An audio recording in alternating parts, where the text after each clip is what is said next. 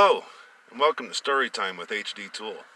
I am HDThul, and this would be my 11th video, and together we will be reading Chapter 7, starting at, let's see, page 84. And before we do that, let me get a drink of water first. Yeah, that's better. Okay, so before we do that, let me give a little bit of a recap of what this chapter was. Daniel Henderson's running for mayor, and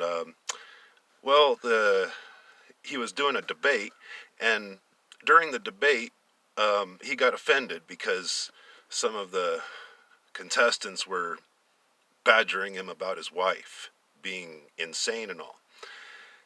So he decided to take matters into his own hands, go and get his church members to go out and kidnap the contestants, bring them to his home, and lo and behold, they killed him, or they killed them, and then of course processed the meat. So, like as I say before, if you like what I'm reading, click like and subscribe. Also, I have 3 other books on Amazon under HDThul, and I think that's all I need to say right now. So let's get going. So chapter 7, which is entitled The Election, page 84.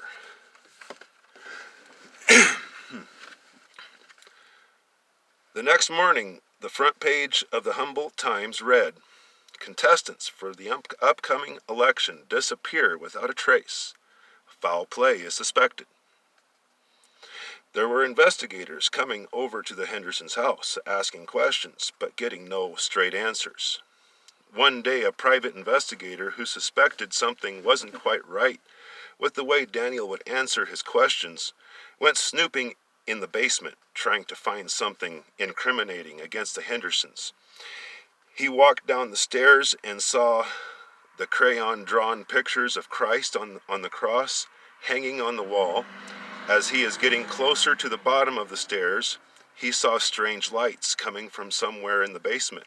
So he is inclined to see what the light is, and slowly inched closer. What he saw was candles lit along the bottom of the life-size crucifix of Jesus.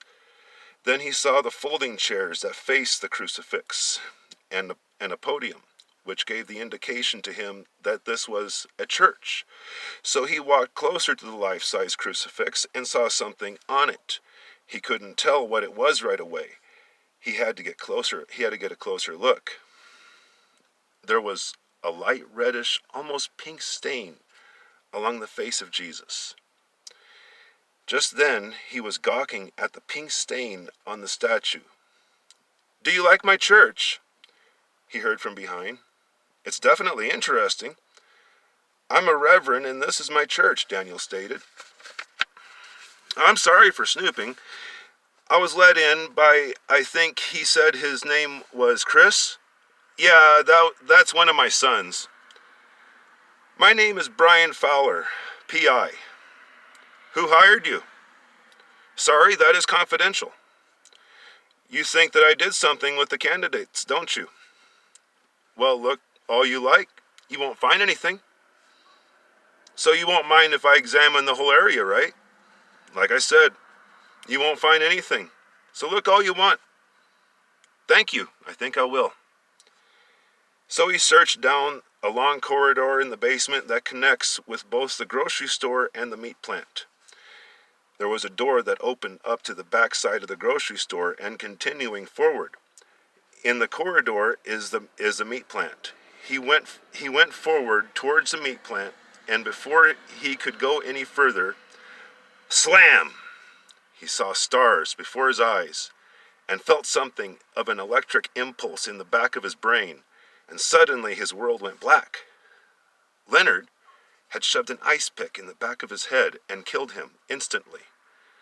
Then they worked together to get his body stripped of his clothes and cut up and processed in the meat plant that he was about to enter.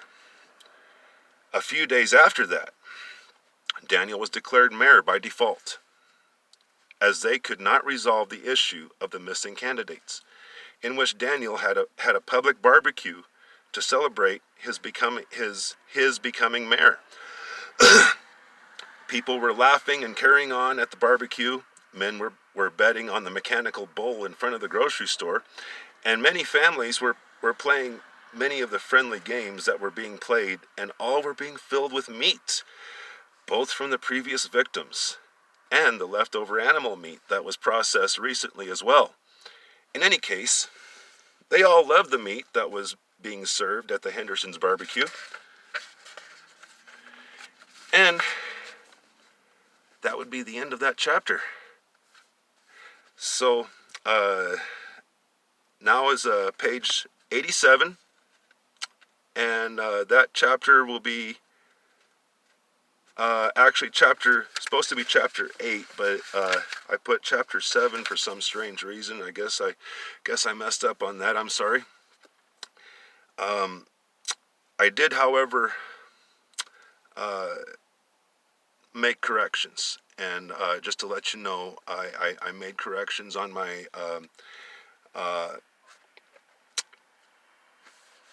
on my file on my computer, and I will shortly put those corrections on Amazon so that you will have a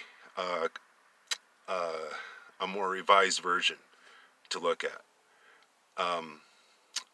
Of course, not to say that this version is bad, but I do have some mistakes, obviously, and I do apologize for that. I did, however, make those corrections, and you will see those corrections shortly on Amazon. I promise you that. Anyways, the next chapter will be entitled Old Smoky. And I'm going to love reading that chapter because Old Smoky, he's a interesting character, and you're going to love to hear about that. And in any case, if you like what I read, click like, subscribe, and also check out my other books on Amazon if you like. And anyways, have a good day, and thank you for watching.